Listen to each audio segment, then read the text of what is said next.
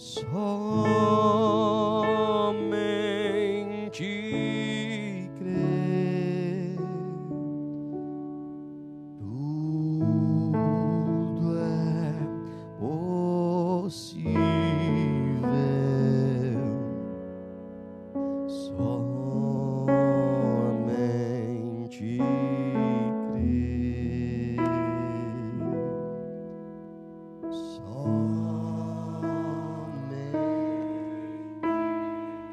crer,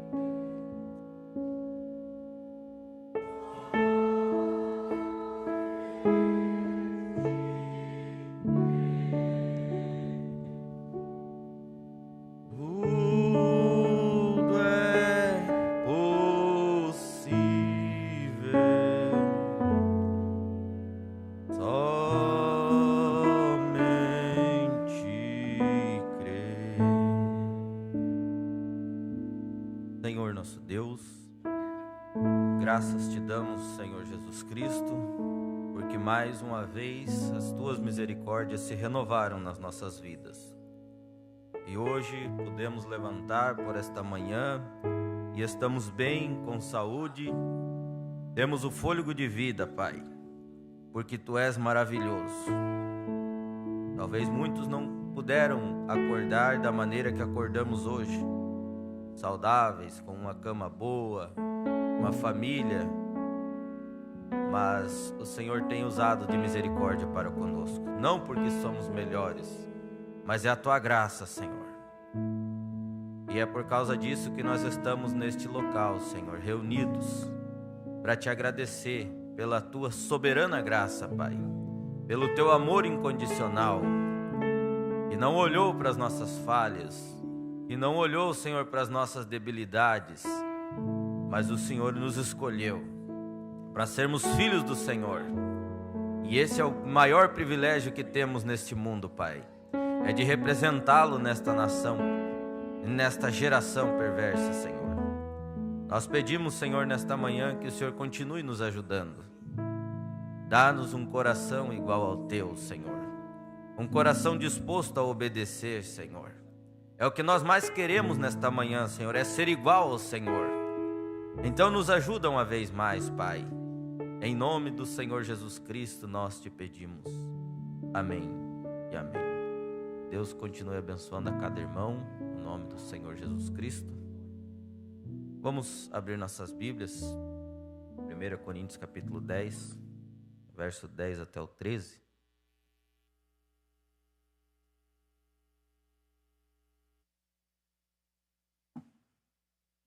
Hoje é uma escola e eu vou tentar, vamos bem devagar, né? Trazer algo que o profeta nos traz, nos ensina na mensagem. E como eu sempre digo, eu não sou um professor, o que nós vamos ver você já conhece. Então nós vamos rever. Sabe como a gente estudava e o professor não ia, dele mandava o substituto? Ele dizia, ó, faça um negócio lá que eles já sabem, aí tu passa isso aí, eles vão saber o que eles vão fazer. Na época que eu estudava era assim, aí quando eu venho eu não trago nada novo, né? Porque nós somos tudo aluno, né? Então a gente vai rever. Quem sabe é uma revisão para uma prova daqui uns dias, não sei, né? Mas vamos rever. Eu dei um título, estava falando um pouco sobre isso ontem em Blumenau, a prova do amor de Deus. Deus prova que Ele nos ama. Então, 1 Coríntios capítulo 10, do verso 10 em diante, diz assim: E não murmureis, como também alguns deles murmuraram e pereceram pelo destruidor. Ora, tudo isso lhes sobreveio como figuras, e estão escritas para aviso nosso, para quem já são chegado o fim dos séculos. Aquele, pois, que cuida estar em pé, olhe que não caia. Não veio sobre vós tentação, senão humana, mas fiel é Deus, que vos não deixará tentar acima do que podeis. Antes, com a tentação dará também o escape, para que a possais suportar. Amém? Podem ficar à vontade.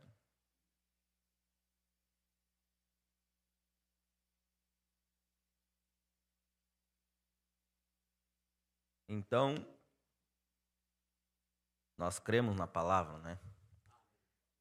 E a palavra diz que Deus nunca vai nos deixar ser tentado acima do que podemos suportar. Então, se Deus manda, nós aguentamos.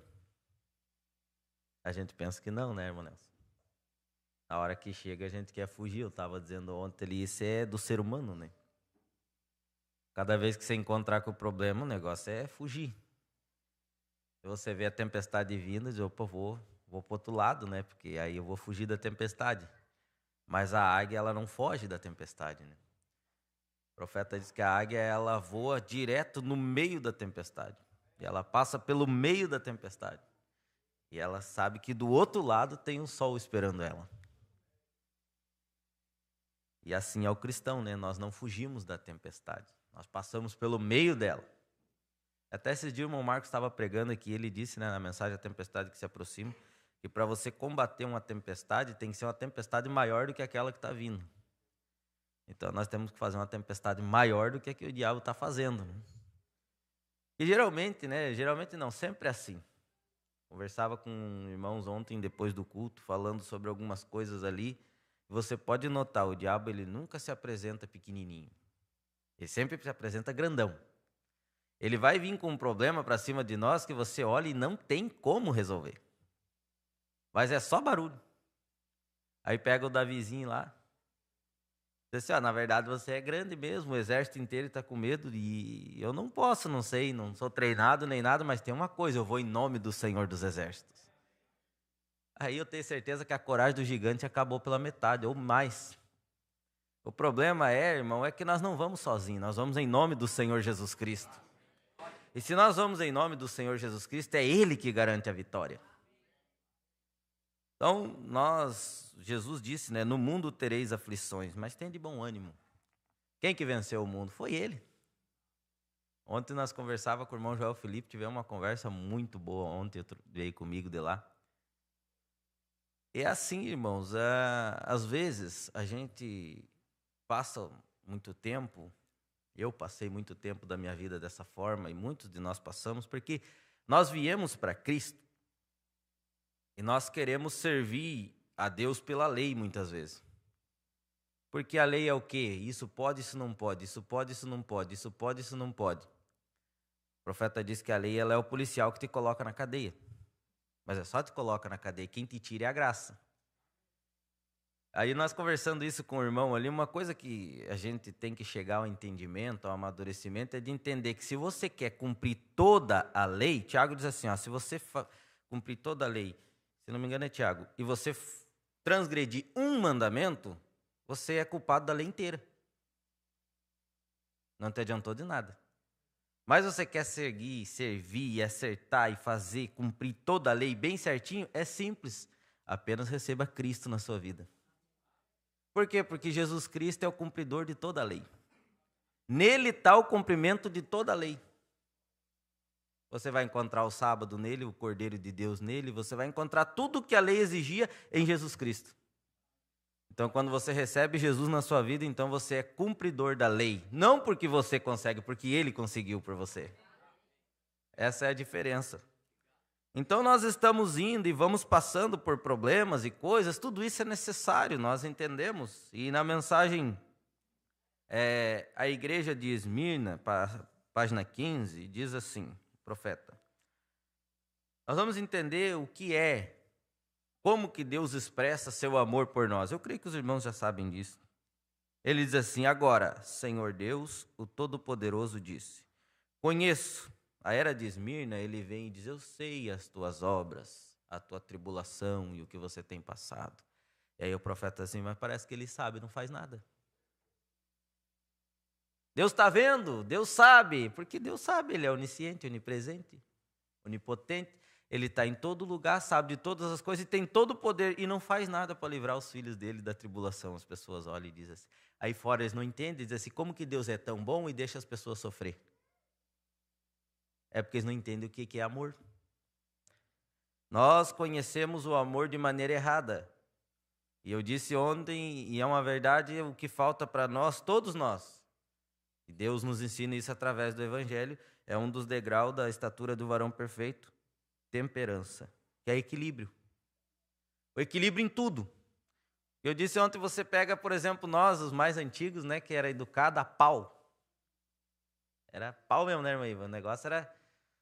Se você passasse na frente do pai na hora que a visita estava lá, ele nem falava nada, ele já metia a mão. Assim,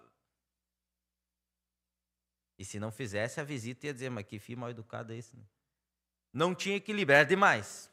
Até agora, as crianças são criadas sem nenhuma correção, na maioria delas. Aí é de menos. Então não tem o que tinha antes e agora não tem nada. Então antes era errado, mas agora também está. Porque o filho sem correção, ele envergonha o pai, a Bíblia diz. Mas tudo tem seu equilíbrio, né? Porque é por isso que nós vamos ler, o profeta disse que o poder sem caráter ele é satânico. Que um pai, ele tem poder de bater num filho e ele sem caráter, ele vai espancar o filho e vai machucar o filho. Mas com caráter ele vai saber a medida certa. Por isso que Deus está trabalhando em nós.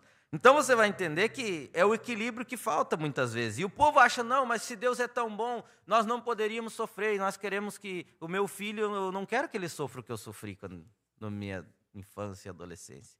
Então o que eu vou fazer? Eu vou dar tudo que eu não tinha para ele. E aí a gente vai criando assim. Mas Deus, ele não faz assim.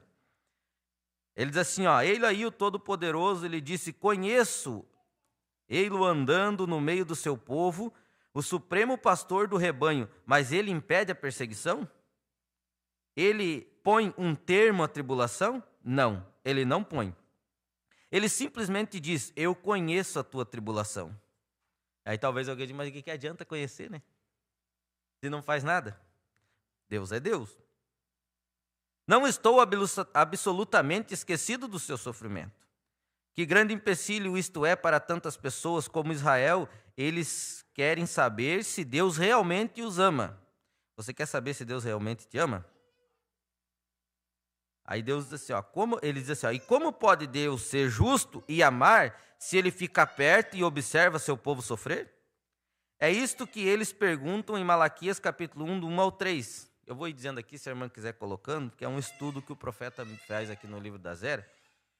E o profeta vai citando as escrituras. Aí ele diz assim, no Malaquias capítulo 1, do verso 1 até o 3. Ele diz assim, ó, peso da palavra do Senhor contra Israel pelo ministério de Malaquias. Eu vos amei, diz o Senhor, mas vós dizeis, em que nos amastes? Aí ele diz, não foi Esaú irmão de Jacó? Disse o Senhor, todavia amei a Jacó e aborreci a Esaú e fiz os seus montes uma assolação e dei a sua herança aos dragões do deserto. A resposta de Deus para Israel foi essa. No que Deus nos ama? Ele disse assim, não foi Jacó, irmão de Esaú, e eu escolhi Jacó? Aí você vai entender como que Deus te amou. Foi quando ele te escolheu. Foi quando ele te elegeu antes da fundação do mundo para ser filho de Deus. E ele vai dizer aqui, ó. Aí ele diz assim, vejam, eles não podiam calcular o amor de Deus. Eles pensavam que o amor significa nenhum sofrimento. Isso era o que eles queriam. Se Deus ama, nós não podemos sofrer. Eles pensavam que o amor queria dizer um nenê nos cuidados paternais, porém Deus disse que seu amor era amor eletivo. Tem algum eleito aqui? Foi porque ele te amou, por isso que ele te elegeu. Senão ele não tinha elegido. A prova do seu amor é a eleição, que não importaria o que viesse a acontecer. Seu amor era provado verdadeiramente pelo fato que eles foram escolhidos para a salvação. Então não importa o que aconteça. Aí você entende por que Romanos capítulo 8, Paulo disse, olha, o que nos separará do amor de Deus? A fome, a nudez, a tribulação, os problemas? Se nada disso nos separa, por quê? Porque Deus nos elegeu, não tem como tirar mais. Ele nos elegeu para a salvação, porque Deus nos escolheu para a salvação através da santificação do Espírito Santo e crença na verdade. Então, quando nós cremos, é porque nós fomos elegidos para crer. Porque se não for eleito para crer, irmão, não adianta. Pode pegar a Bíblia e apoiar tudo explicadinho, e todos os mistérios e todos. Não vai adiantar, ele não vai crer. Deus não elegeu ele para crer. Mas você crê por quê? Aí você diz assim, mas parece até que às vezes a gente, os de lá de fora são mais fazem mais ou são até melhor que a gente muitas vezes, né? Mas Deus não escolheu, escolheu nós. A Bíblia diz que os filhos das trevas são mais prudentes do que os da luz. Mas Deus nos escolheu. E Ele não nos escolheu pelas nossas qualidades. Foi o amor eletivo de Deus. Ele não disse, olha, se for bonzinho, se fizer a coisa certa, é esse que eu quero. Ele disse, não, é você que eu quero, independente das falhas.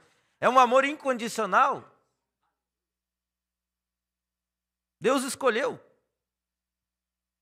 Então, aí ele continua, ele diz assim, ele pode entregá-los ao sofrimento como ele fez com Paulo. Ele pode entregá-los ao sofrimento como ele fez com Jó. Esta é uma prerrogativa sua, ele é soberano. Mas é tudo com um propósito. Se ele não tivesse um propósito, então ele não seria o autor, ele seria o autor da frustração e não da paz. Mas o propósito é que depois de termos sofrido por um momento, nos tornaríamos perfeitos. Nós temos que chegar à perfeição, não tem? A estatura de um varão perfeito, como que chega lá, irmão? É com alguns apertos, algumas tribulações. Então você pode, se você passa por problema e tribulação, fique tranquilo, Deus está te aperfeiçoando, está me aperfeiçoando. Se não passa, tem coisa errada. Nós vamos vendo isso para frente. É claro que nós temos refrigério também, né? Deus não trata com nós só com problema. Dá um descanso, dá uma preparada e vamos para a próxima. E assim é. Então, para que nós sejamos perfeitos, né? Aí ele diz assim, seríamos estabelecidos, fortalecidos e firmados. Como disse Jó, ele pôs a força em nós. Vocês viram pelo próprio sofrimento, ele próprio sofrendo, ele aprendeu obediência através das coisas que ele sofreu, Jesus. Ele foi feito perfeito através das coisas que ele padeceu. Aí ele cita Hebreus 5, 8 e 9. A irmã colocar ali.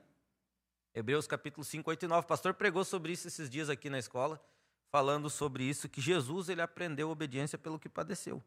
Ainda que era filho, aprendeu obediência por aquilo que padeceu, e sendo ele consumado, veio a ser a causa da eterna salvação para todos que lhe obedecem. Aí ele diz assim, em linguagem clara, o próprio caráter de Jesus foi aperfeiçoado pelo sofrimento. E segundo Paulo, ele deixou à sua igreja uma medida de sofrimento, que eles também, pela sua fé em Deus, enquanto sofrendo por ele, chegariam a um ponto de perfeição. Então nós estamos caminhando para a perfeição. E quanto mais chega perto, mais as coisas apertam também. Porque Deus tem pressa, irmãos. Ele quer me aperfeiçoar, Ele quer te aperfeiçoar, Ele quer nós sem nada dessas coisas do mundo. E sabe de uma coisa, irmão? Eu disse hoje para minha esposa, nós conversando de manhã, sabe você pega algo sujo, se sujou e você pega e lava na hora, é facinho de limpar. O problema é quando fica sujo por muito tempo. Aí a gente chamava antigamente, eu não sei como é que, se vocês daqui, dessa região, conhecem essa palavra, a gente ficou encruado, né? Não sai. Aí tu tem que botar um produto mais forte, tem que esfregar com mais força, porque está encruado. Ficou muito tempo sujo, não sai. Mas se suja e já lava, pronto. É igual a louça do almoço, do café, tu vai lá, sujou, lavou, tá facinho. Pronto. Agora deixa um negócio tempo, você pode até lavar e sai muita coisa, mas tem coisa que para sair, aí tem que ter um produto especial e é só o Espírito Santo que tem.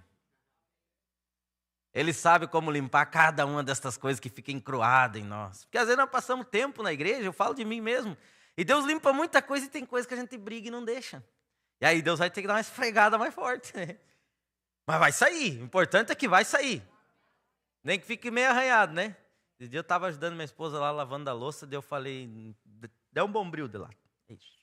Não resolveu, vamos comprar uma esponja de aço. Nós usávamos bastante isso aí, né? No sítio. A esponja de aço não tem, né? Fica marcado, deixa até umas valetas ali, mas que limpa. E às vezes nós temos que Deus tem que pegar um esfregão de aço, porque joga um banhinho, não resolve, né? Dá um bombril ali, dá uma forçadinha a mais, não vai, então vamos apertar mesmo que o negócio vai sair. E sai. E graças a Deus nós saímos do outro lado faceiro daí, né? Então o que ele queria com isto? Tiago 1, do 2 até o 4. Diz assim, Tiago, capítulo 1, 2 e 4. 2, irmão. Primeiro 2, daí nós vamos até o 4. Isso. Meus irmãos, tende grande gozo quando cairdes em várias tentações, sabendo que a prova da vossa fé obra a paciência. Tenham, porém, a paciência, a sua obra perfeita, para que sejais perfeitos e completos, sem faltar em coisa alguma. Então a tribulação ela vai produzir paciência. A gente é apressadinho, né? Eu já fui muito apressado. Rapaz, até hoje ainda de vez em quando eu dou uma respirada. Calma. Aí Deus me deu minha esposa, né? Cadê ela? Não tá ali? Eu vou apanhar hoje. Rapaz, esse dia acordei meio atrasado lá para levar o Ezequias para a escola. Em 10 minutos eu estava lá na escola com ele pronto. Aí minha esposa olhou para mim. Eu não conseguia isso. Acelerado, né? Ela ia levar uns 20 só para levantar da cama, né? Aí às vezes tu quer fazer a coisa meio ligeira, daí tu tem que esperar aqueles que estão. Por isso que o povo lá de Israel tinha os mais devagar para trás, para entender que não é só os ligeiros, os devagar tinham que esperar também. Às vezes a gente quer a coisa ligeira e a gente vai, mas peraí, tem que esperar tem gente mais devagar para trás, calma. Aí Deus sabe bem certinho quem que Ele coloca no nosso caminho para ajudar, né? Para aperfeiçoar. Tem tudo isso, tem aquele que é acelerado e aquele que está assim. Bem tranquilo. Aí o acelerado fica nervoso, né? Aí depois vai passando o tempo, você vê que o certo era o que estava mais devagar, nem era você, né? Que era ligeiro. E aí eu sempre, né, digo esses dias aqui sobre a mulher grávida, né?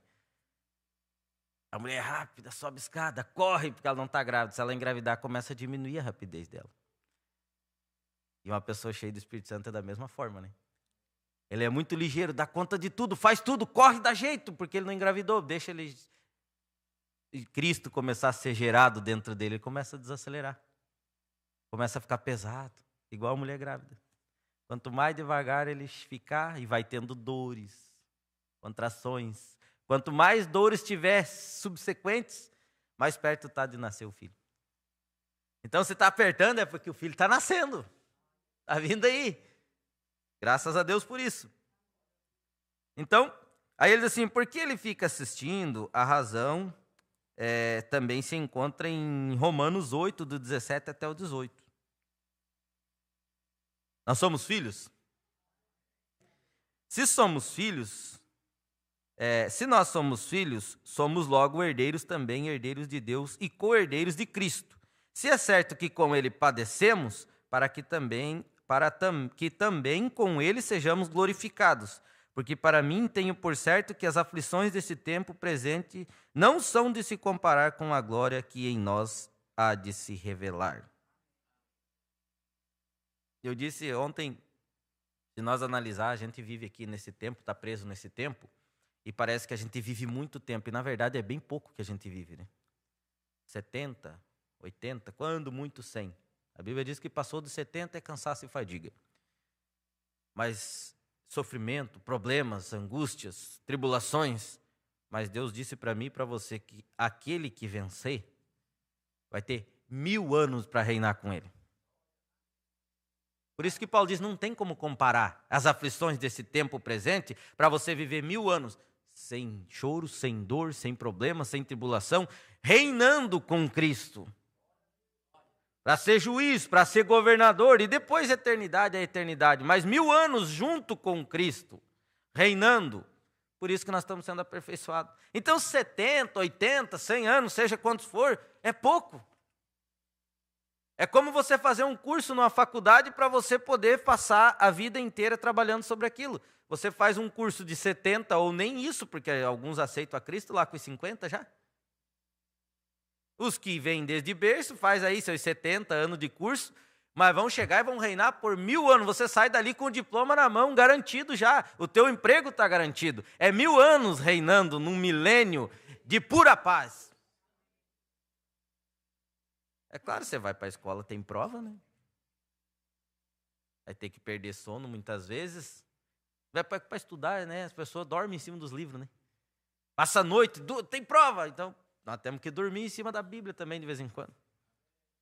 Levantar de madrugada, perder sono, porque vai ter prova. E nós vamos passar na prova e daqui a pouco nós estamos com o diploma na mão, o selo, o Espírito Santo vai nos selar e nós temos 1000 anos para reinar. É para isso que nós estamos caminhando. Amém?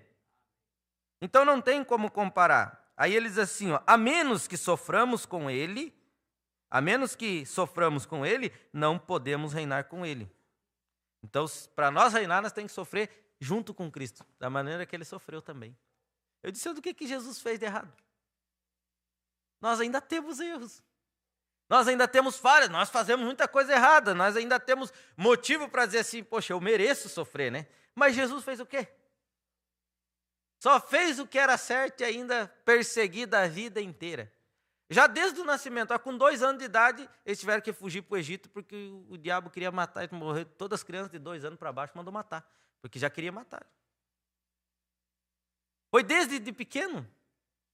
Então é assim, quantos de nós, se for contar testemunho, desde pequeno já não vem o diabo querendo matar já, né? Esses dias eu estava conversando com o pastor, eu já passei por 2 já, quando era criancinha e depois que eu tinha uns 13 para 14 anos, ele tentou me levar de novo. Mas não conseguiu, porque se Deus nos escolheu, Ele tem um propósito para nós. E nós vamos continuar até o fim. Aí temos que sofrer para reinar. A razão disto é que caráter simplesmente não é nunca formado sem sofrimento. Então, por que sofrimento? Para formar caráter. Eu quero ter um caráter formado por Cristo. Ter um caráter como o dele. Então, não é formado sem sofrimento. O caráter é uma vitória, não um dom. Ah, não, fulano nasceu com caráter. Não, o caráter tem que ser conquistado, diz o profeta. Porque nós somos moldados, por isso que você pega uma criança e faz dela o que você quiser. Você pode transformar ela num bandido, ou você pode fazer ela ser uma pessoa boa, um bom cidadão. Depende do que você vai colocar dentro daquela criança. Esses dias eu vi uma live do pastor Samuel, ali de Caxias do Sul, eu fiquei impressionado, ele explicando sobre isso. Ele está falando sobre ansiedade e depressão, a primeira live que ele fez. E ele disse assim, ele fez um desenho num quadro do cérebro do ser humano, a consciência e subconsciente. E ele fala que os cientistas dizem, né, que tudo que uma criança aprende até os 7 anos, ela vai levar como verdade absoluta para o resto da vida. Aí ele mostrou aonde tem a divisão do consciente e do subconsciente, ou seja, a alma e o espírito. Por isso que a Bíblia diz que a palavra de Deus ela é mais penetrante que espada alguma de 2 gumes, e ela vai até a divisão da alma e do espírito, onde o médico não pode ir. E ali onde está aquela divisão, ele diz, essa divisão aqui, segundo a medicina, é feita aos 7 anos. É traçado uma linha aqui, no meio e selado. Tudo que entrou no subconsciente até os 7 anos vai ficar ali para o resto da vida. Ninguém pode romper aquilo. Só tem um que pode, e essa é a espada da palavra. Ele disse, então, eu fiquei maravilhado, mas ele disse assim, então, sabe o que é o batismo do Espírito Santo? Deus vem, rompe essa linha, limpa tudo que tem de ruim ali e sela de novo com o Espírito Santo. Ali está a tua alma selada, nunca mais ninguém pode mexer naquilo. Eu estou tranquilo com esse Deus, irmão. Não tem erro. Porque a medicina e a ciência não conseguem chegar lá. Mas Ele pode. Vê que a palavra é tão maravilhosa, ela vai até a divisão da alma e do espírito. Aonde tem aquela divisão que ninguém mais pode acessar, que não tem ensinamento que coloque na cabeça de uma pessoa que mude a vida dela. Nada vai fazer isso. Mas o Espírito Santo, ele vai ali e vai romper aquela barreira, vai colocar algo novo, por isso é um novo nascimento, uma nova natureza e sela. Agora nós estamos garantidos até o dia da redenção. Graças a Deus por isso, né? Então o caráter é uma vitória, não é um dom. Um homem sem caráter não pode reinar porque o poder sem caráter é satânico. Porém, com caráter é apto para reinar. E desde que ele deseja que compartilhemos mesmo de seu trono, na mesma base como ele venceu e se assentou no trono do seu pai, temos, pois, de vencer para nos assentarmos com ele. E o nosso leve e momentâneo sofrimento pelo qual temos que passar agora não é digno de ser comparado com a tremenda glória que será revelada em nós quando ele vier. Oh, que tesouros estão reservados para aqueles que estão prontos a entrar no seu reino através de muitas tribulações. Que tesouros tem reservado para nós?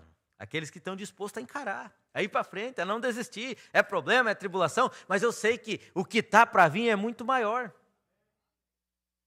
A Bíblia diz, eu não lembro agora, o irmão já deve ter ouvido, que Jesus ele padeceu tudo, mas ele estava de olho, era no que estava prometido para ele depois. Era nos tesouros que estavam reservados para ele depois. Ele estava passando por tudo aquilo, mas ele não estava olhando o que ele estava passando. Ele não estava olhando a rejeição, ele não estava olhando a traição, ele não estava olhando os problemas, a igreja dele indo embora. Como o pastor disse esses dias, que por causa de uma pregação, 70 foram embora. Ficou 12, e um ainda era um traidor. Mas ele não ficou cuidando disso. Ele disse, não, mas eu sei que depois vai ter uma igreja invencível. Eu sei que depois que eu passar por tudo isso, passou 2024 anos e ainda tem a igreja dele aqui. Se ele olhasse só para aquilo, meu Deus, a minha igreja está se indo, o que eu vou fazer? Não, ele estava olhando 2.000 anos para frente ou mais, quanto tempo precisar. Ele sabia que através daquilo ele estabeleceria uma igreja que não seria derrubada por Satanás. Porque o que não é dele vai ir mesmo, não tem o que fazer. O incrédulo vai ir. O manufaturado vai se manifestar. Mas o que é filho é filho. Amém?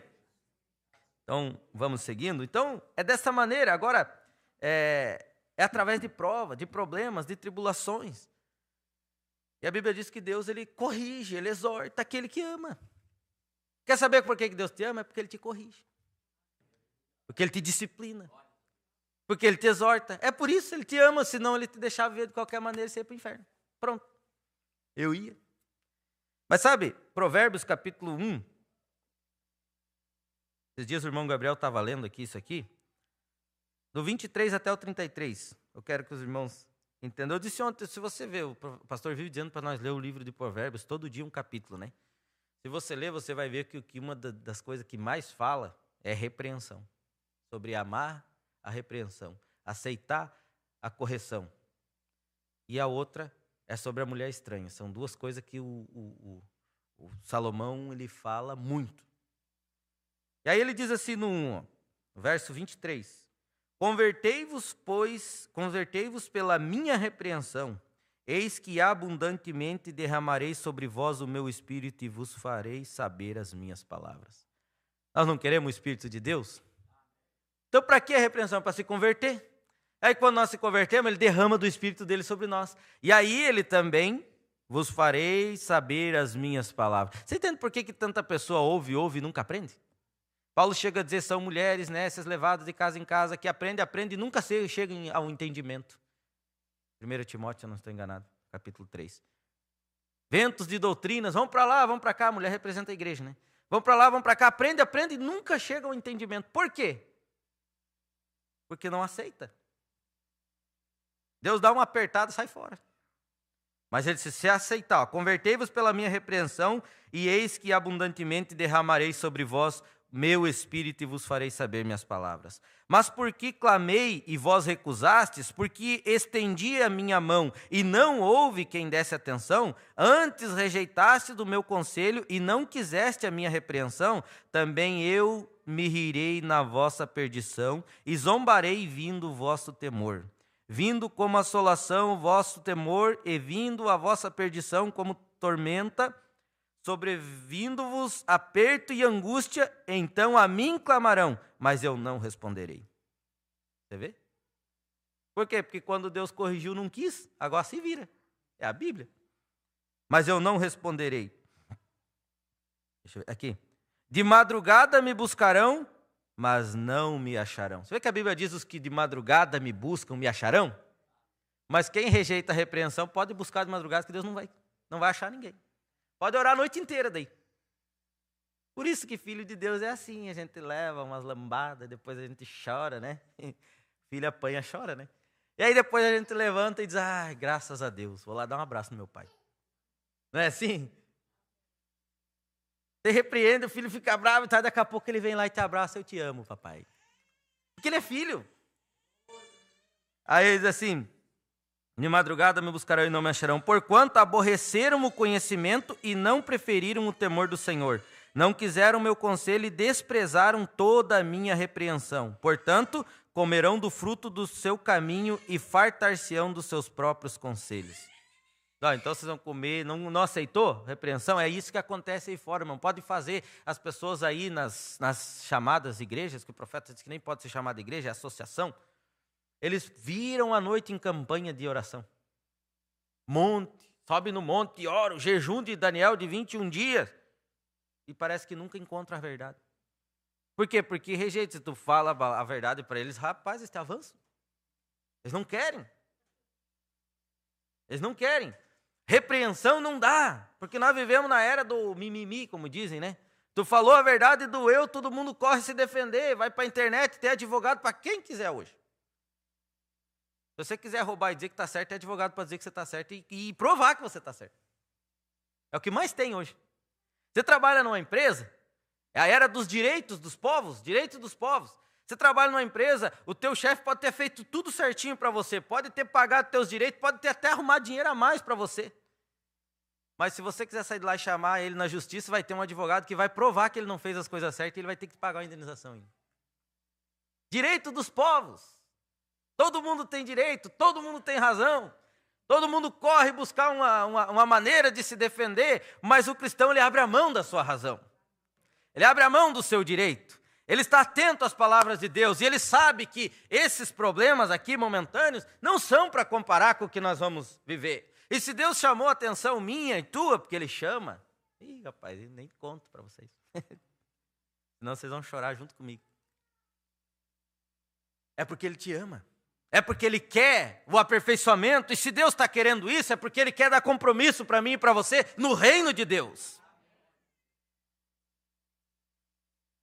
Aí ele diz, vamos terminar aqui, porque o desvio dos simples os matará, e a prosperidade dos loucos destruirá.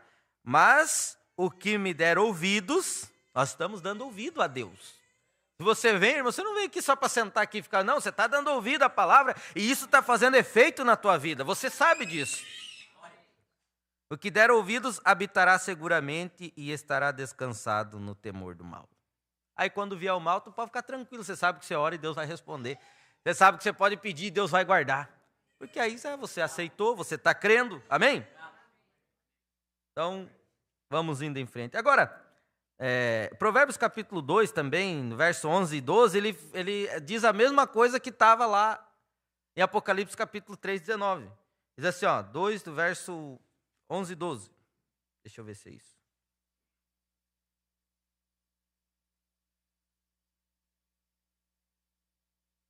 Aqui.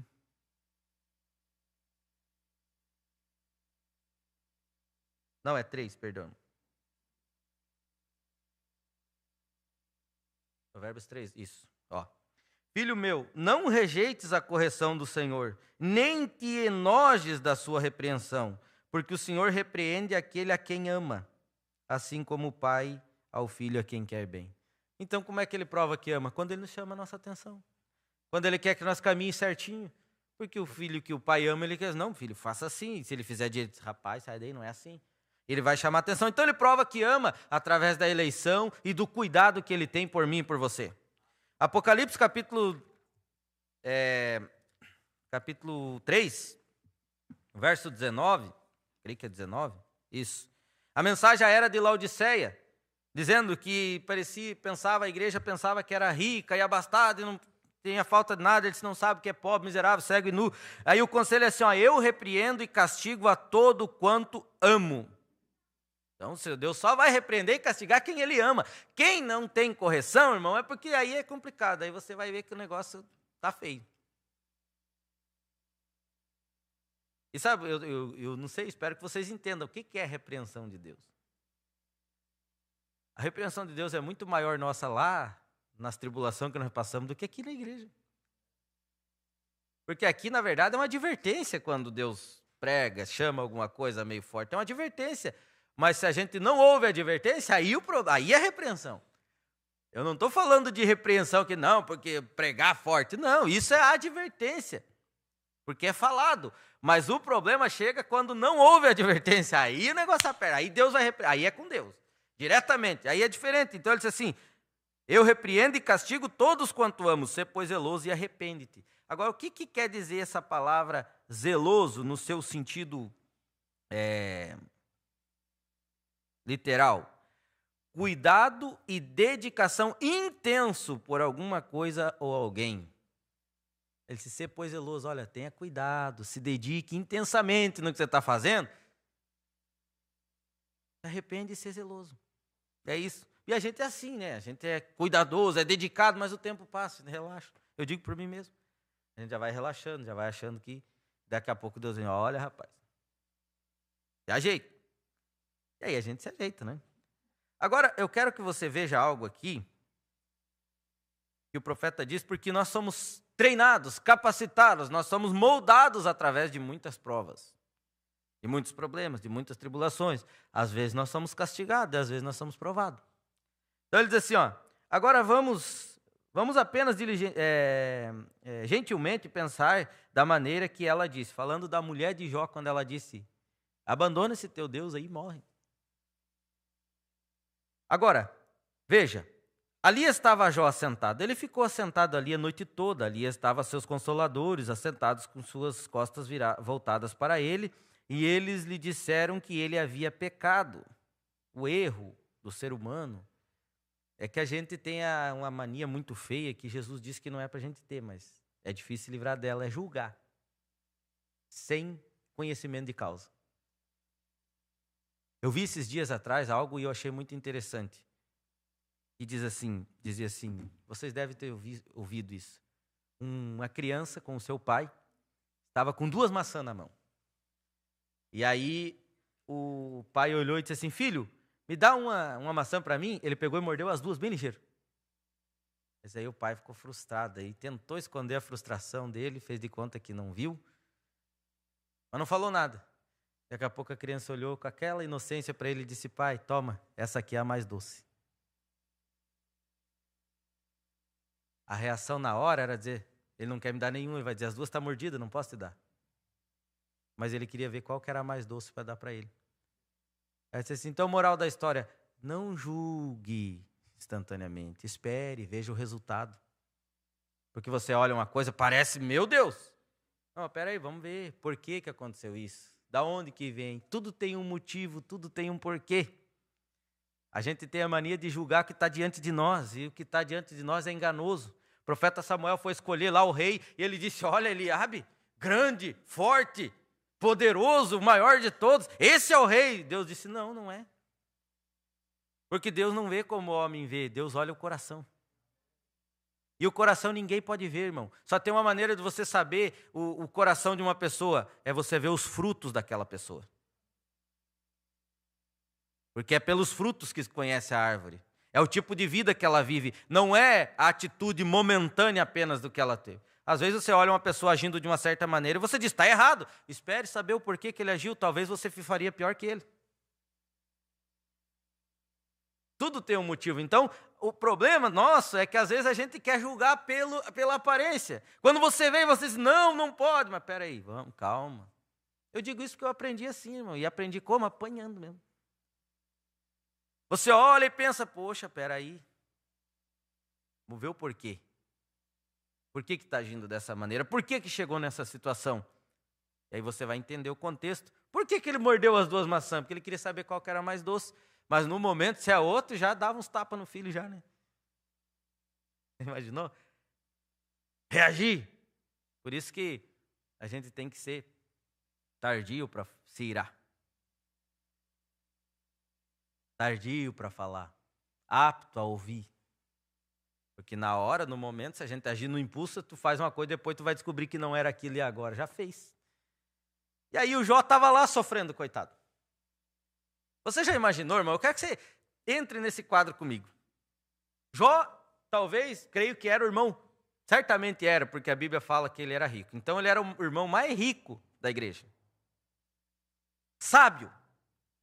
Ele diz que as pessoas do Oriente, ou seja, o profeta diz, os magos inteligentes do Oriente, vinham e quando passavam pela cidade dele, procuravam ele para se aconselhar com ele.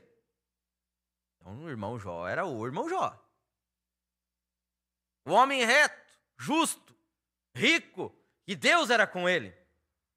Daqui a pouco se encontra em miséria, sem nada, perdeu os filhos, perdeu tudo. Primeira coisa que a igreja disse para ele: tu está em pecado. Por quê? Porque se você fosse rico, Deus estava com você. Perdeu tudo, Deus não está com você. E agora? Então quer dizer que, aí eu digo isso, às vezes as pessoas entendem errado, mas essa é a nossa realidade, irmão. Nós fomos ensinados lá fora, na denominação, na igreja católica, que bênção de Deus na tua vida é ter muito dinheiro. Não estou dizendo que não é. Faz parte também. Mas também só porque uma pessoa tem dinheiro não quer dizer que ela é abençoada. Só por causa disso. Porque ela pode ter muito dinheiro e não ser. De outra maneira, os ricos aí fora que não querem, que são até ateus, não chegavam a ser ricos. Então, prosperidade se consegue sem Deus também. Mas com Deus ela é permanente, né? Você vai ver que Jó perdeu tudo, mas depois Deus deu o dobro ainda para ele.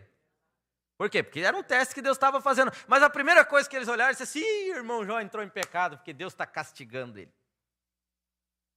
Passando necessidade, perdeu tudo. Talvez as pessoas agora lá no Rio Grande, quantos não vão passar por isso? Né? Os irmãos do Rio Grande devem estar em pecado, esses que perderam tudo. E tal, não sei se é com Deus, né? Mas nós não devemos fazer. Eu estou dizendo, às vezes alguém ao redor, ou até mesmo nas denominações, aqueles que estão só esperando alguém cair na mensagem para poder dizer: viu como a mensagem é falsa? Vão dizer assim: olha, viu por que aquelas igrejas do Rio Grande passaram por isso? Não quer dizer nada. Eu não sabe o resultado disso depois no que vai dar. Isso ali pode estourar num avivamento, irmão. Os irmãos vão buscar agora, vão clamar mesmo. Isso ali pode estourar num avivamento que vai ajudar nós também. Porque é quando Deus mais espreme que sai o melhor de nós. Então, às vezes, poxa, os irmãos estão passando por tribulação, parece tudo muito ruim, mas isso ali vai ser muito melhor para eles ainda. E aí eles olharam e disseram assim, olha, e assentados ali de costas para ele, e eles lhe disseram que ele havia pecado. Este é um membro da igreja, e a junta de diáconos, ou seja, o que for da igreja, vieram para vê-lo. E eles ficaram assentados ali por 7 dias, e eles continuavam dizendo: Jó, é melhor você fazer uma confissão, porque você pecou. Porque Deus não permitiria que um homem justo fosse atormentado dessa forma. Foi o que eles pensaram. Mas se você é justo, Deus não vai permitir você passar por problemas. Aí é que vai. Não é só problema, é claro, nós não vivemos só de problema. Todas estas coisas somos mais que vencedores, disse Paulo. E nós passamos do outro lado, saímos felizes. Saímos melhores, saímos mais fortes. E quando Deus te abençoa, Ele te abençoa o dobro. Porque quando Deus faz, Ele faz com abundância. Aí ele disse assim: isso não poderia acontecer se fosse justo, se fosse um justo, atormentado dessa forma. Ele disse: veja, Deus às vezes, essas coisas acontecem conosco porque pecamos, mas às vezes Ele está só testando um santo, em vez de estar castigando um pecador.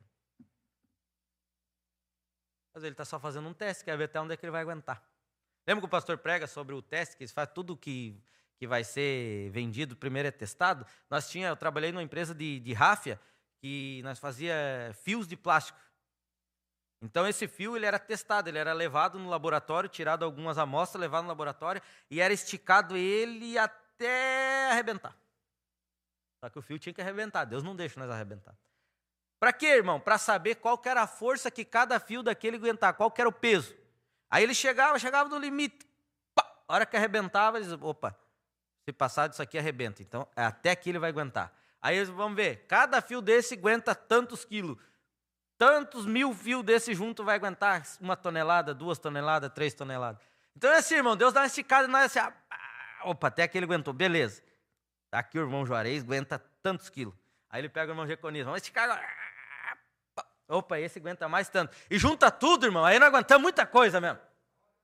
Mas é todo junto, porque Deus não está querendo que nós lutemos sozinhos. Ele está testando a força de cada um até o limite, porque nós vamos trabalhar todo mundo junto.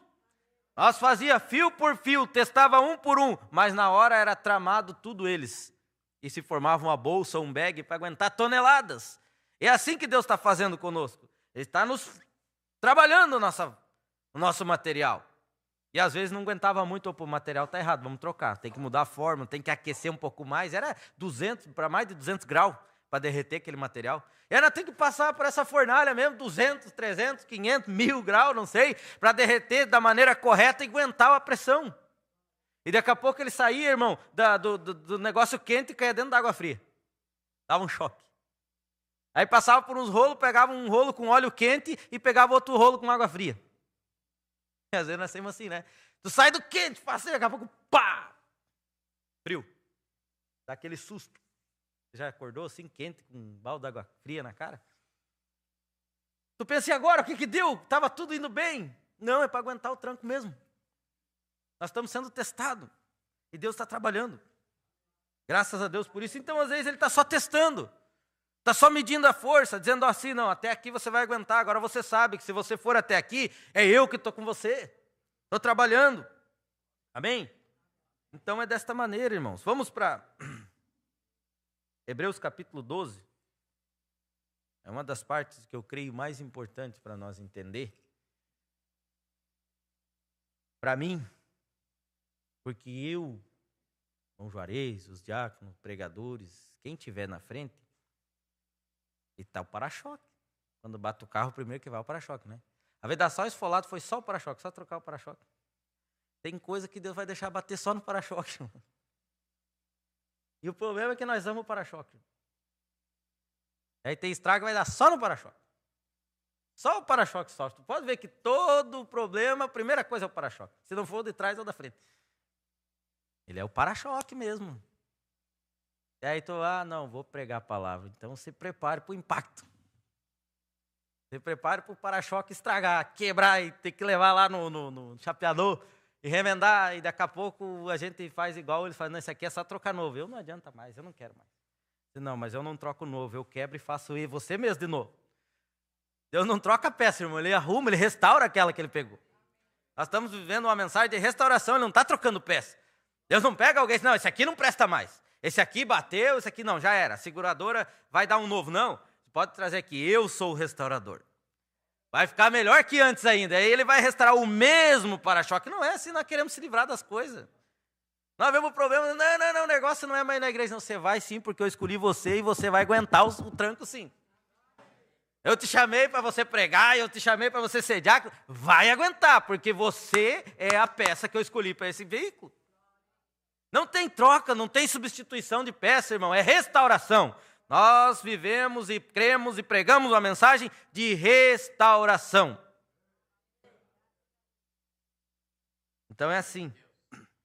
Hebreus 12, capítulo 5, até o 11, versículo 5, até o 11, diz assim. E já vos esqueceste da exortação que argumenta convosco como filhos. Então a exortação, ela argumenta com nós como filhos. Se não for filho, não tem. Como filhos. Filho meu, não desprezes a correção do Senhor. Não desmaie quando por ele for repreendido, porque o Senhor corrige o que ama e açoita qualquer que recebe por filho. Se suportais a correção, Deus vos trata como filhos. Porque que filho há a quem o pai não corrija? Mas, se estáis sem disciplina, da qual todos, não é alguns, quando é filho, é todos, são feitos participantes, sois então bastardos e não filhos. Se não tem correção, é porque não é. Eu vou corrigir filho dos outros? Vou corrigir os meus. Eu ver o Ezequias aprontando, eu vou chamar a atenção dele, é meu filho. Aí você já viu quando eu tinha essa mania também, todos nós tínhamos, né? Mas o filho do fulano faz e o pai dele não diz nada, o problema é dele, não é meu filho. Você é meu filho, você eu vou corrigir. Não era assim que dizia? Mas todo mundo faz, e a mãe dizia, você não é todo mundo. Mas os outros fazem e não dá nada. Mas você é meu filho, você eu vou corrigir, Deus fala. Cada um cuida dos seus, né? Então, mas se estáis sem disciplina, da qual todos são feitos participantes, sois então bastardo e não filho. Eu disse, você para pensar, porque o natural tipifica o espiritual. Já viu aquelas pessoas que, às vezes, elas casam com alguém que já tem filhos? Filho grande já? Experimenta o homem casar com uma mulher que tem um filho grande e tentar corrigir o filho dela. Ele não vai aceitar. E tá certo ele? Minha mãe casou com outro homem, eu já tinha 17 para 18 anos. Nunca aceitei ele me corrigir. Eu tenho pai para isso. Você não vai aceitar correção se não é teu pai. E se não aceita a correção quando vem de Deus, é porque não é filho dele. Mas se é filho, pode até chorar. Meu pai pode me repreender até hoje. Eu vou dizer que eu vou gostar? Claro que não. Mas eu sou filho dele, eu vou ter que baixar a cabeça e dizer, tá bom então, né? Vou para casa, ficar bravo um pouco, depois eu volto e dizer que o senhor estava certo. Mas primeiro eu vou ficar bravo. Aí depois, passa, é verdade, estava certo. Né? Mas na hora a primeira reação é essa, é ficar bravo do ser humano, não adianta. Então você nunca vai aceitar a correção de quem não é teu pai. E aí é isso que a Bíblia diz, se você não tem disciplina ou não aceita a correção, é porque aquele que está te corrigindo não é teu pai. E se nós estamos sendo corrigidos por Deus, então aí o que define se somos filhos ou não, se aceitamos ou não a correção dele. Aí ele diz assim, além do que tivemos nossos pais segundo a carne para nos corrigirem, nos reverenciarmos, nós os reverenciamos, não nos sujeitamos muito mais, não nos sujeitaremos muito mais ao Pai dos Espíritos para vivermos? Porque aquele, na verdade, por um pouco de tempo nos corrigiam como bem lhes parecia, mas este para nosso proveito, para sermos participantes da sua santidade. Então é para isso, nós participar da santidade dele. E aí ele diz aquilo que eu acabei de falar aqui, ó. E na verdade, toda a correção ao presente não parece ser de gozo. Ninguém vai se agradar com a correção na hora. Primeira coisa é ficar bravo e sair e resmungar num canto. Mas daí passa. Porque o filho é assim, antigamente a gente apanhava de vara, né? Quando era vara, né? Era a parte boa quando era vara. A gente ia pro quarto, chorava lá, botava a cara no travesseiro, porque não podia chorar alto, senão apanhava de novo, né? Aí depois passasse, mas eu acho que eu devia ter apanhado mesmo, né? Aí sai tudo disfarçado do quarto. E aí, pai, vamos fazer tal coisa? Porque sabia que estava certo, o pai tinha que corrigir mesmo. Então, nenhuma na hora é de gozo, senão de tristeza. Mas depois produz um fruto pacífico de justiça nos exercidos por ela. Depois vai ter um fruto pacífico de justiça naqueles que foi exercido. Então é para isso. Então você vai ver que a gente é corrigida, a gente não gosta, a gente chora, a gente esperneia. Passou, você respira. Graças a Deus. Estava certo. Ainda bem que eu fui corrigido, senão eu estava lascado. É assim, irmão. E aí Deus faz igual a mãe do pastor Jorge fazia, né? Que ela surrava eles, né? Ele conta. E depois fazia um lanche bem gostoso, né? A primeira ela corrigia. Pá! Tá aqui, ó, o lanche para você, vamos comer. Aí acabou, esqueceu a surra. Tá tudo certo já. Mas ia lembrar. Na hora de fazer de novo, mas se eu fizer, eu posso até comer o lanche bom, mas eu vou apanhar. Então é melhor comer o lanche sem apanhar, né? Porque o lanche vai ter de qualquer maneira, irmão. A bênção vai ter de qualquer maneira. O que nós decidimos se vai ter ou não é a surra. Pela teimosia. Esses dias eu fiz assim com Ezequias. Ele estava lá e começou a teimar e tal, e eu tinha comprado um presente para ele e estava esperando para dar, e eu fui obrigado a dar uma executada. Não queria, mas fui obrigado. Aí ele chorou lá. Aí eu peguei, esperei ele chorar um pouco. Vem cá, entreguei o presente para ele. Então, na hora, nem lembrou mais, já me abraçou, e obrigado, papai, não sei o quê. É assim, Deus faz assim, Ele passa, a gente aperta, a gente espreme, tira o que não é bom, e depois você passou, Ele chega com a bênção, está aqui, ó, meu filho, ó. Porque Deus não está querendo nos castigar, nos jogar para um lado e dizer você não adianta, Ele quer nos abençoar. E tem mais um, irmão, nós somos chamados para ser abençoado, independente das nossas falhas. O problema é que Deus vai corrigir cada falha, vai acertar cada coisa, mas a bênção vai chegar de qualquer maneira. A diferença é que às vezes nós atrasamos ela um pouco mais, porque nós ficamos reclamando por muito tempo, né? Mas ela vem de qualquer maneira, porque Deus já preparou cada bênção para nós. Por isso que Paulo diz assim, ó, em todas essas coisas, somos mais que vencedores. Somos afligidos, sim, passamos por prova, por tribulação, mas olha, no final de tudo, a bênção chega, a vitória chega, e você esquece do problema, você sai mais forte, você sai mais feliz, mais animado, até melhor companheirismo a gente tem entre os irmãos. Você pode ver, os filhos estão lá brigando, surra todo mundo. Depois estão lá brincando faceiro, ninguém briga mais. Tá tudo parceiro e divide brinquedo, e divide lanche. Você já viu isso?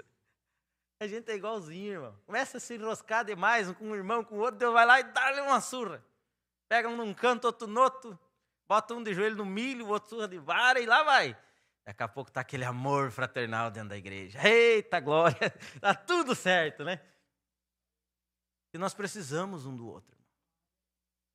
É nessas horas que nós sabemos quem está conosco. É na hora que a coisa aperta que você sabe quem está com você. E tem uma coisa que eu valorizo, irmão, é quem está comigo. Sabe de uma coisa? Porque na hora do aperto, são poucos que ficam do teu lado. Na hora que você está passando dificuldade, são poucas as pessoas que vão encostar do teu lado e dizer assim, irmão, a minha mão está aqui, ó. Aí depois que passa, você recebeu ajuda e vai virar as costas para as pessoas? É por isso que nós amamos o Senhor Jesus, porque Ele está no nosso lado em todas as circunstâncias. E mesmo assim tem gente que vira as costas para Ele. Mas vamos indo para nós, o final. Aí ele diz assim, ó, há sempre presente água da rocha. 67. Quando o companheiro recebe a Cristo como seu Salvador, tudo fica sob o telhado. Mas antes que este homem possa vir ao batismo do Espírito Santo, esta pessoa ela deve primeiro ter um processo de santificação. Ela deve ter um tempo de teste em sua vida. Todos vocês o tiveram. E ela teve esse tempo de teste. Todo filho que vem para Deus é primeiro corrigido, açoitado, castigado. E se não pudermos suportar a correção, então isto mostra que não somos filhos de Deus. Nós somos bastardos e não filhos de Deus. A Bíblia disse, porém, se suportamos a correção, sabemos que todas as coisas contribuem para o bem daqueles que amam a Deus. Então nós somos filhos e filhas de Deus e então Ele nos sela com o Espírito Santo até o dia da redenção. Vejam, aquilo é a correção, a força, a coisa que passamos. É para isso Ele quer selar nós, irmão. Ele quer selar para nós ficar garantido até o dia da redenção. E para fazer isso, você tem que tirar tudo que é ruim. Então ele vai apertar, vai espremer, mas vai tirar e vai selar e nós vamos estar garantidos. E é claro, quem não é filho não vai ficar, não tem o que fazer. Por mais que a gente pegue, que a gente passe a mão, e que a gente chame, que a gente vá na casa, busque, e que a gente faça. E não adianta, vai chegar um momento que se não é filho. Mas o que é filho, fica. O que é filho vai ficar até o fim. Vai suportar. Por quê? Porque ele é feito do mesmo material que Jesus foi feito. O mesmo material que tinha em Jesus tem nele. E Jesus padeceu. E Jesus foi perseguido. E Jesus foi traído. E Jesus foi crucificado. Mas ele estava lá, perseverou até o fim. Então, se é o mesmo material, já foi testado, dá certo. Vai dar certo de novo. Deus sabe. Amém? Louvado seja Deus. Filipenses capítulo 4, muito conhecida essa escritura, do 11 até o 13. Paulo diz assim, ó.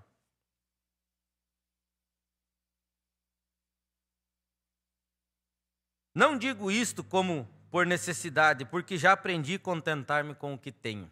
Por isso que o profeta diz que felicidade não consiste no tanto de bens que você tem, mas o quão satisfeito você está com a porção que lhe coube. Se eu tenho 1.000, eu estou feliz, porque foi Deus que me deu. Se eu tenho 1 milhão, também estou feliz, foi Deus que me deu. Mas se alguém disser, não, eu só vou ser feliz quando eu tiver 1 milhão, não vai ser. Porque o que falta é Cristo. Porque a felicidade é Jesus. É aquele louvor, felicidade é ter Jesus em nossas vidas. Quem tem Jesus vive sempre alegre a cantar. Entendeu? Felicidade é Cristo. A paz é Cristo. Sem ele não adianta dinheiro, não adianta nada, não adianta bens, que não vai ter paz, vai ser tribulação, vai ser tristeza, vai ser incômodo. Então, se Jesus está na nossa vida, você pode ter tanto dinheiro que Deus der, milhões. Quanto mais, melhor. Mas tem Jesus, é o que garante. Mas se tem Jesus e não tem nenhum real, também é feliz. Porque a nossa maior riqueza vem do céu. A nossa riqueza vem de Deus. Amém? E aí ele disse assim, olha, eu já aprendi a contentar-me com o que tenho. Paulo sabia o que ele estava dizendo, ele disse, olha, eu sei estar abatido. Se eu estiver abatido, está tudo bem, eu tenho Cristo comigo. Também sei ter abundância, Paulo sabia o que era ter dinheiro também. E nunca valorizou isso. Correr atrás de dinheiro. Ele chega a dizer assim, olha, eu poderia muito bem ir na casa de vocês e viver às custas de vocês, porque eu sou pregador do evangelho, mas eu não quis fazer isso. Mas eu trabalhei e com o meu próprio suor, eu paguei cada despesa minha para não ser pesado para vocês. Nem isso ele quis fazer. Ele poderia muito bem, os irmãos hospedavam ele estava lá pregando o evangelho, ele poderia dizer, não, eu tenho que pregar. Os irmãos queriam sustentar ele. Mas ele disse, eu não quero, eu vou trabalhar para pagar minhas contas. Sei o que é ter abundância. Em toda maneira e em todas as coisas estou instruído, tanto a ter fartura, como a ter fome. Paulo também passou fome. Também teve fome. E aí? Tanto a ter abundância, como padecer necessidade. Aí ele podia dizer de peito aberto, posso todas as coisas naquele que me fortalece. Então por que nós passamos, irmão? Porque nós vamos chegar a esse nível e poder dizer assim, olha, eu sei o que é passar por dificuldade. Sim, eu passei, mas sabe de uma coisa? Jesus passou junto comigo. Sim, eu tive abundância, irmão, já tive muito dinheiro, ou tenho muito dinheiro, mas sabe de uma coisa? Foi Jesus que trouxe para minha casa. Já passei necessidade, já passei fome, mas Deus passou comigo. Sabe de uma coisa? Posso todas as coisas naquele que me fortalece. Nunca botou valor nisso, porque o nosso maior valor que nós damos é em Cristo, é a palavra. Não é no tanto de dinheiro que nós ganhamos. Mas é claro, irmão, se eu tenho Cristo, Deus traz bênçãos. Tudo ao seu tempo, com um processo, mas traz. Ele abençoa, ele dá dinheiro, dá bens. Sim, enquanto o nosso maior objetivo e o nosso maior motivo seja Cristo e a palavra. Quando isso mudar, ele pode tirar, se for filho. Amém? Mas enquanto nós estamos firmados, é isso. Agora, eu vou encerrar com isso aqui. O profeta faz o quadro, eu não vou ler o parágrafo, vai ficar muito longo.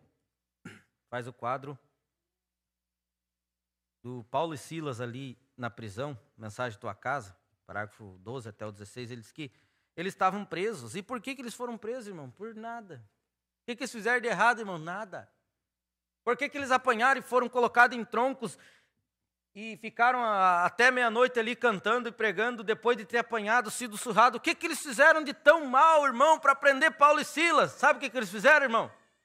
Pregaram o evangelho. Eles estavam tentando libertar as pessoas dos espíritos imundos. Estavam tentando alertar as pessoas, dizendo, olha, vocês têm que aceitar Cristo, porque Ele é o único que pode livrar vocês desses costumes dos gentios. E nós somos gentios.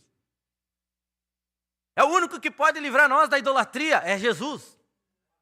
É o único que pode nos livrar nós de servir o Deus Mamon, que é o Deus do dinheiro, é Jesus. É o único que pode livrar nós dessa era, da quarta dimensão, que é celular, que é sensualidade, que é pornografia, tudo. É só Jesus que pode livrar. Mas sabe de uma coisa? Eles estavam pregando o evangelho, dizendo para eles ser livre disso. O povo, até umas alturas, gostaram, mas sabe de uma coisa? Mexer no dinheiro deles. Paulo e Silas começaram a andar em uma mulher que era adivinho, que dava muito dinheiro para aquele povo naquele lugar. Começou a seguir eles e são homens de Deus. Paulo sabia que é um espírito de mentira que tinha nela. Que aquilo não estava adorando a Deus nada, estava bajulando. E sabe de uma coisa? Irmão, o Espírito Santo não aceita a bajulação de espírito errado, não. Não adianta bater nas costas, dar tapinha. Se está errado, está errado. Mas meu irmão, não, está errado. Pode abraçar, pode fazer o que quiser, mas está errado, está errado. Aí Paulo foi indo e daqui a pouco ele olhou e repreendeu aquele espírito daquela mulher. Se você quer tanto filho de Deus, então tá, onde o filho de Deus chega, o diabo sai. Onde você estiver, não tem espaço para o diabo, não, irmão. Onde o Espírito Santo chegar junto com você, o diabo tem que correr. E aí ele disse, olha, saia dela, espírito imundo. E aí pronto, a mulher não podia adivinhar mais. E ele não podia dar lucro para eles. Vamos prender Paulo e Silas. Chega de pregar o evangelho. O evangelho deu prejuízo para nós. E aí apanharam, foram postos em troncos. O profeta disse que aqueles troncos, foi na era chinesa lá, eu acho que eles inventaram aqueles troncos. E eles ponhavam o tronco aqui na mão, no pescoço e nas mãos. E deixava a pessoa assim, desse tipo. Aí botava um pingo d'água na cabeça dele assim, parado num lugar só. Pim, pim. Por dias. Ele disse, no começo não parecia nada. Depois de alguns dias, aquilo parecia 50 toneladas caindo na tua cabeça. Ele disse, deixava as pessoas loucas, virava o olho para cima, no sol, assim, aquilo lá direto. Eles se prenderam Paulo nesse mesmo tipo de prisão, e prenderam os pés e as mãos, e surraram. Eles estavam numa cadeia suja, imunda, rato, barata, talvez pestes ali por presos que eram presos ali, feridas com inflamação, sem ninguém para cuidar, porque tinham apanhado por pregar o evangelho. O que estavam fazendo? Cantando. O que estavam fazendo? Pregando a palavra.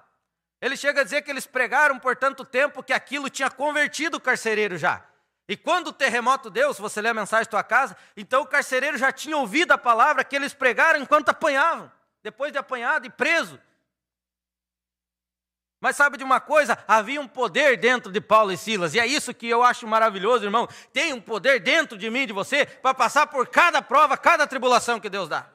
Por isso que ele disse que nunca deixa você passar por algo que você não suporta. Dentro de você tem força e poder suficiente para superar cada problema que o diabo coloca na nossa vida. E eles começaram a cantar. Ele disse, você percebeu que as paredes não caíram em cima deles quando o terremoto chegou? Aquilo podia ter desmoronado tudo em cima deles e matado todo mundo. Ele disse, mas aquilo expulsou para os lados as coisas, porque o poder saiu daqui, ó. E em vez de cair assim, aquilo jogou para os lados, as cadeias das mãos se quebraram, as correntes dos pés, e tudo foi embora, porque eles estavam sendo fiéis naquilo que Deus chamou eles para fazer. Então é assim, irmão, nós passamos por luta, sim, mas tem dentro de mim e de você poder suficiente para vencer cada diabo que se colocar no nosso caminho. Não importa, ele disse, talvez você nunca chegue na condição que Paulo chegou. Ele disse, ninguém chegou e não chegue. Ele disse, talvez isso, mas talvez seja algumas coisas que você tem que passar. Eu só vou ler essa parte aqui para você ver. Talvez ele disse assim, olha, eu espero que não cheguemos assim, mas podemos ser fiéis. Podemos ser fiéis ao que nós temos para com o que tenhamos que passar. Ele disse, você não chegue nessa situação, mas seja fiel no que você tem que passar. Ele disse, talvez uma perseguição. Talvez seja alguém que ria de você. Ele disse, mas o que é? Seja fiel nisso. Talvez seja alguém que diz, você é um antiquado, você é um santo rolador, ou seja lá o que desejam te chamar, ou te criticar, o que mais tem é crítica. Mas tudo isso, se você tiver que passar, passe igual Paulo e Silas, passe cantando, passe dando glórias a Deus, passe pregando o evangelho, e sabe de uma coisa? O poder que está dentro de mim e de você, vai mandar tudo isso para longe. E a gente acha que pregar o evangelho, que ter uma vida cristã, para as pessoas olharem para nós e desejarem ser cristão, é só ter uma vida só de sucesso e sem problemas. Paulo e Silas converteram uma família toda, porque apanharam. Você acha que as pessoas não estão observando você passando prova e tribulação? Eles olham, como é que eles conseguem ser fiel passando por tudo isso? Como é que eles conseguem amar esse Deus desse tipo? Como é que eles conseguem? E olha, passaram e venceram. Sadraque, Mesaque e Abednego. Eles sabiam que podia ser queimado, mas continuaram mesmo sabendo que podia morrer. Converteram uma nação inteira por causa da tribulação. Quantas pessoas nós podemos converter, irmão, passando por tribulação? Porque o profeta diz nessa mensagem, Deus é forte inteiro, Deus é forte o tempo todo, não existe um ponto fraco de Deus. Se você venceu aqui e a outra parte ele é fraco, não pode fazer vencer, não existe, ele é forte em todo lugar. Então se você está em tribulação e Deus está com você, Deus é forte dentro de você. Mas se você está em vitória, em gozo e aproveitando as bênçãos de Deus, Deus é forte em você nisso também. Então nós podemos trazer Cristo à cena em qualquer momento, porque Ele está junto conosco passando. Se você tiver em problema, alguém pode ser convertido pelos problemas que você passou. E eles podem olhar e dizer, mas como é que pode? Uma fidelidade igual essa não se encontra em lugar nenhum. Alguém disse para mim outro dia assim, olha, Eu conversando fazendo um evangelismo em Rio do Sul, ele disse assim, tudo isso, ele não crê no arrebatamento. Ele disse assim, olha, eu não digo que eu estou certo. Ele disse, mas aonde que encontra sinceridade igual eu vejo em você hoje? Ele falou assim. Ele disse assim, um senhor, 60 anos, 60 e poucos anos, disse assim, eu estou aqui, minha família está aqui, eu não digo isso só na tua frente, ele sabe, me conhece, eu não sou assim. Ele disse assim, mas todas as pessoas que eu converso, que falam da palavra, ninguém é sincero quanto ao que eles dizem que creem. Ele disse, eu só vejo isso em você. Aonde é que eu vou encontrar isso? Ele falou. Ele não conhece o povo da mensagem. É porque a revelação não desceu ele ainda. Porque o dia que descer, ele vai saber que tem um povo que é sincero no que crê. Não importa se você está rico, se você não está, se você tem problema, se você não tem. Você sempre será sincero no que você crê. Não importa se você deu conta ou se você não deu conta. Você crê e tem revelação e isso basta. A graça de Deus nos basta. Seja problema, seja vitória, Deus é conosco. Amém? Vamos ficar de pé.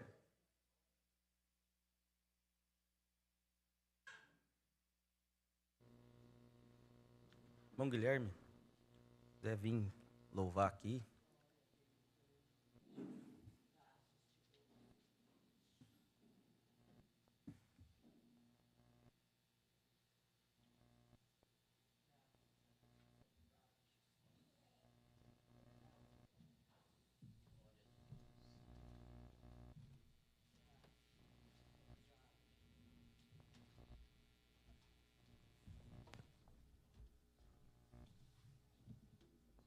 Louvado seja Deus.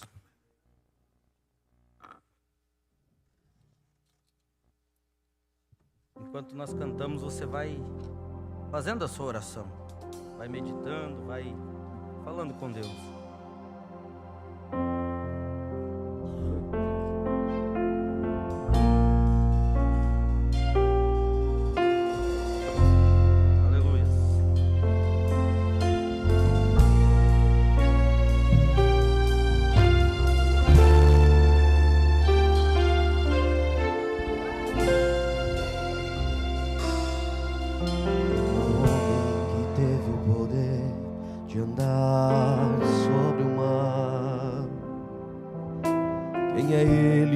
Pode fazer o mar se calar no momento em que a tempestade vier te afogar. Ele vem com toda a autoridade e manda acalmar. Glória a Deus. Quem é o homem que teve o poder de fazer Israel caminhar por entre as águas do Mar Vermelho?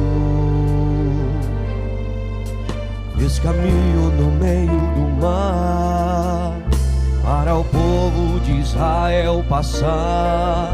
Do outro lado, com os pés enxutos, poderão cantar o hino da vitória. Estiver frente ao mar e não puder atravessar, chame este homem com fé, só ele abre o mar. Não tenha medo, irmão, se atrás vem Faraó, Deus vai te atravessar e você vai entoar o hino da vitória. Toda vez que o Mar Vermelho tiver que passar, chame logo esse homem para te ajudar. É nas horas mais difíceis que ele mais te vê. Pode chamar esse homem que ele tem poder. Se passares pelo fogo não vai te queimar. Se nas águas tu passares não vão te afogar. Faça como Israel que o mar atravessou, e no nome do Senhor um hino de vitória. Do outro lado, quando estiver frente ao mar e não puder atravessar, chame este homem com fé, só ele abre o mar. Não tenha medo, irmão, se atrás vem Faraó, começar e você vai entoar o hino da vitória. Aleluia. Glórias ao nome do Senhor Jesus. Toda vez que nós tiver que passar por alguma coisa, pode chamar esse homem que ele tem poder. O profeta diz: alguns por grandes provas, outro por tribulações, mas todos através do sangue. Amém? Vamos orar por esses pedidos. Irmã Evelyn está pedindo oração em seu favor e irá passar por uma cirurgia na segunda-feira. Ana Glimar também pede oração por seus filhos, por salvação e libertação. O irmão Mário César Silva pede oração para que Deus lhe ajude a passar a cada prova que vem da sua família. Amém, Ele ajuda-se. Ele sempre está conosco, né? E oração também por Janaína, por libertação, e por Pedro, por enfermidade. Vamos orar. Se você tiver algum pedido, faça conhecido com o seu levantar de mãos.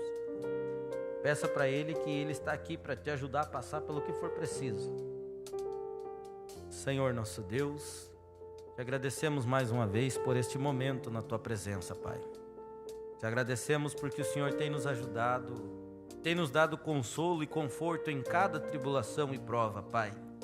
E todas as vezes que nós confiamos no Senhor, nós saímos do outro lado mais do que vencedores, Pai.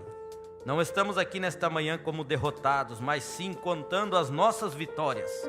Todos nós passamos por grandes provas, grandes tribulações, mas todos nós somos vencedores, Pai. Se alguém talvez está passando por algum agora, saiba que nós estamos aqui dizendo em nome do Senhor Jesus Cristo, a vitória está chegando.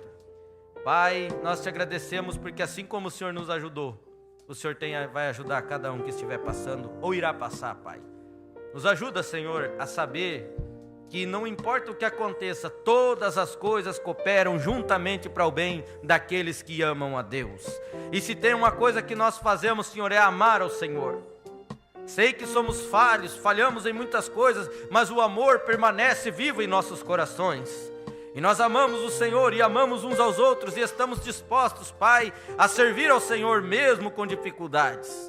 Ajude a cada um que está pela internet, ajude esses pedidos, Pai, que estão pedindo enfermidade. A irmã passará por uma cirurgia, o Senhor vai junto com ela ali, Pai.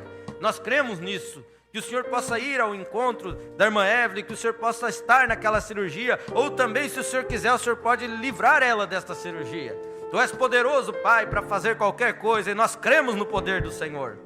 Pedimos que o Senhor abençoe o irmão Mário e sua família, dê condições para eles passarem pelas lutas que tiverem que passar, mas também convicção para saber que a vitória é certa, em nome do Senhor Jesus Cristo. Ajude teu povo, Pai, uma vez mais. Cada um que pediu, cada um que veio, cada mão levantada, Senhor, representando um pedido, o Senhor conhece o coração de cada um. Que o Senhor os ajude, os livre e os guarde, em nome do Senhor Jesus Cristo. Dê-nos um dia abençoado. Se houver, Senhor, uma tarde, que possamos estar aqui reunidos mais uma vez, no nome do Senhor Jesus. Amém. Deus vos abençoe, meus irmãos.